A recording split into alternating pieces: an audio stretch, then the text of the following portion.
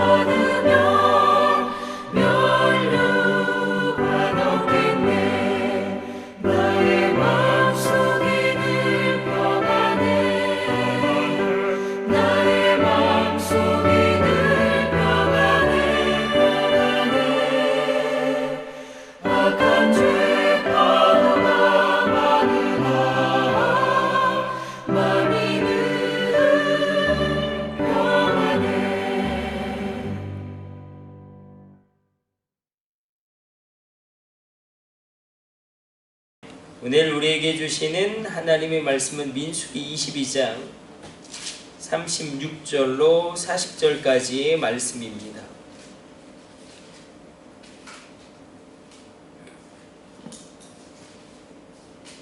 민수기 22장 36절로 40절까지 말씀, 우리 같이 한 절씩 교독하도록 하겠습니다. 발락은 발람이 온다함을 듣고 모압 변경의 끝 아르논가에 있는 성읍까지 가서 그를 영접하고 발람은 발람에게 이르되 내가 오지 아니하였느냐? 그대가 어찌 내게 오지 아니하였느냐? 내가 어찌 그들을 높여 존귀하게 하지 못하겠느냐? 발람이 발락에게 이르되 내가 오기는 하였으나 무엇을 말할 능력이 있으리까? 하나님이 내 입에 주시는 말씀 그것을 말할 뿐이니이다. 발람이 발락과 회의하여 기라긴 소스에 이르러서는 우리 같이 읽습니다. 발락이 소와 양을 잡아 발람과 그와 함께 고개들을 대접하였더라. 아멘. 오늘 본문의 말씀은 다른 것이 아니죠. 이 발람이라는 어떻게 보면 주술사로도 생각할 수 있고 마술사 아니면 어떤 샤머니즘의 무당 같은 존재죠. 그러나 이 발람은 여호와 하나님의 존재를 인정하고 여호와 하나님을 알고 있는 사람입니다. 그래서 복술가로 우리가 추정할 수 있는 어찌 보면 이 고대 근동의 이교 우상 숭배를 그렇게 감당했던 어떤 그 제사를 그 우상 숭배적인 제사를 감당했던 사람으로도 파악할 수 있는데, 그러니까 발람이라는 사람은 이 고대 근동에 있던 다신론적인 세계관을 그냥 수용하고 있는 사람입니다.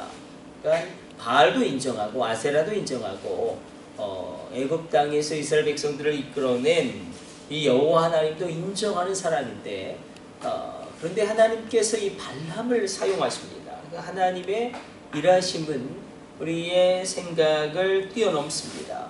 이 우상을 숭배하는 이 발람을 사용하셔서 발락 왕이 모압 왕인데 이스라엘 백성들이 이제 모압 병지 진을 쳤다라는 것을 알고 굉장히 두렵고 떨리는 마음으로 발람을 청해서 발람이 만약에 이스라엘 백성들을 향하여 저주하면 그 저주가 시현될 것이다. 그런 생각으로 발람을 초청하고 있는 것입니다. 그래서 모압 왕 발락이 그 시대의 어떤 주술사인 발람을 초청하는데, 이제 발람이 가는데 그 나귀가 갑자기 그 길에서 더 이상 나가지 않고 있는데, 왜 나귀가 나가지 않고 있냐면 여호와의 사자가 그 앞길을 막고 있기 때문에. 그래서 이 발람이 자기의 나귀를 3번을 세게 때립니다. 그때에 이 발람의 나귀가 왜 나를 이렇게 때리느냐? 내가 당신을 위해서 평생을 헌신하지 않았느냐? 그리고 하나님이 그의 눈을 밝히 보여줘서 여호와의 천사가, 여호와의 사자가 그 앞을 막고 있는 것을 보여주고, 여호와의 사자가 만약에 네가 나에게 왔다면, 나귀가 그곳에서 멈추지 않았다면 내가 너를 죽였을 것이다. 그래서 발람이 그럼 돌아가야 되는데 하나님이 가라고 말씀하십니다. 또 가라고 말씀하셔서 다른 것이 아니죠. 이스라엘을 저주하는 것이 아니라 이스라엘을 축복하게 하시려는 하나님의 놀라운 뜻이 담겨져 있습니다. 그래서 발람이 이 발락 왕 모압 왕에게 옵니다. 그래서 오늘 본문의 말씀은 이 발람이 오는데, 그러니까 발람이 그런데 와서 어떻게 행동을 하냐면, 그러니까 하나님의 뜻대로 그렇게 이스라엘 백성들을 축복해주고 그러면 되는데, 이게 중간지대에 있는 것입니다.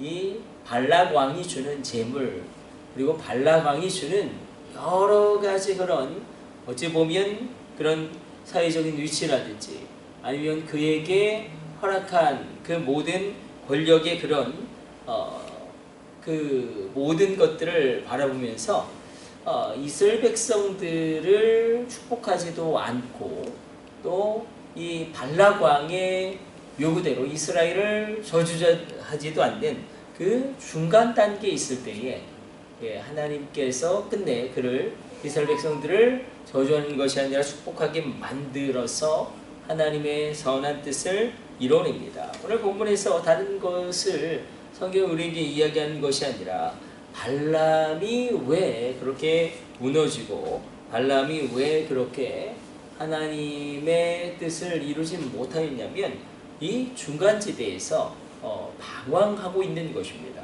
그러니까 믿음대로 살 용기도 없고, 그렇다고 믿음을 버릴 수도 없고, 그렇게 어찌 보면 중간지대에서 하나님에 대한 신앙과 믿음은 가졌지만 또 아세라도 살아있다라고 여기고 바알도 살아있다라고 여기는 그런 다신론적인 세계관과 그런 믿음관 가운데 중간지대에 있죠. 우리 신앙의 중간지대는 없습니다.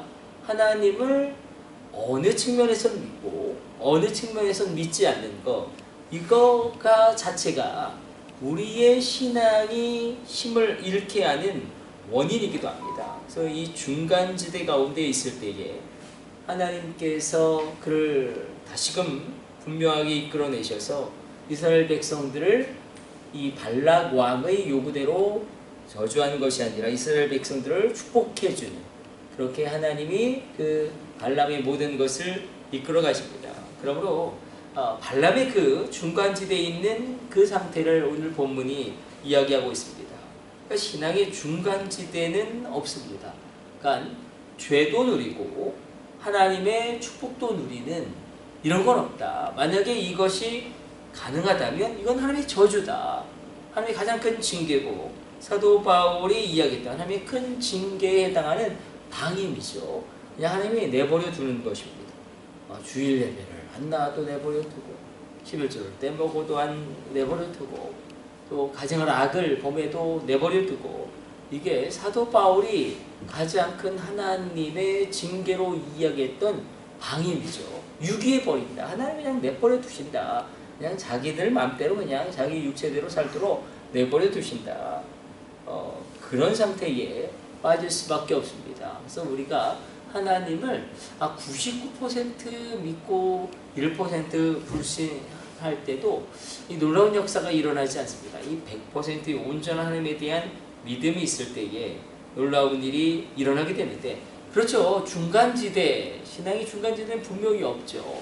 신앙의 중간지대에 어떻게 죄도 범하고 하나님의 축복도 누리고, 하나님의 이 부분은 믿겠지만 하나님의 이런 측면은 믿지 않겠다. 사복음서 마태, 마가, 누가, 요한복음 가운데 마가복음은 내가 믿겠는데 요한복음 이건 좀 믿을 수 없다. 이런 것 자체가 이 신앙에서 성립 못하는 것이죠. 그러니까 마가복음이 믿어지면 누가복음도 믿어지는 것이고, 복음서가 믿어지면 요한계시록도 믿어지는 것이고, 구약이 믿어지면 신약도 믿어지는 것인데, 그렇게 신앙의 중간지대 가운데 방하고 있는 발람의 재물이 너무 아깝기도 하고, 그렇다고 이스라엘을 저주하자니 하나님의 징계가 두려워서 중간지대에서 우물쭈물하다가 그렇게 그러나 하나님이 그를 통하여 이스라엘을 저주하는 것이 아니라 축복하게 하는 그런 삶으로 내리십니다. 그래서 신앙의 중간지대는 없고, 중간지대가 없다는 것은 어려운 것이 아니라 우선순위의 문제입니다. 우선순위가 무엇이냐? 하나님이 우선순위가 될지어다.